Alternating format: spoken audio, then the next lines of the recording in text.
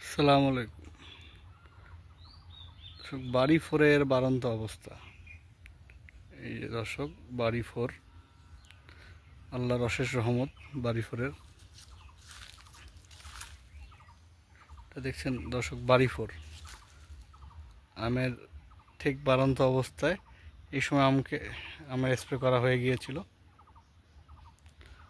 দর্শক। এই আমগুলোর বৃদ্ধি বেশ ভালো।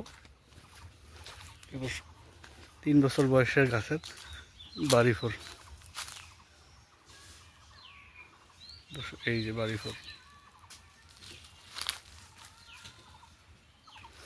তো আশা করি জুলাই মাসের দিকে এগুলো হারভেস্ট করা যাবে।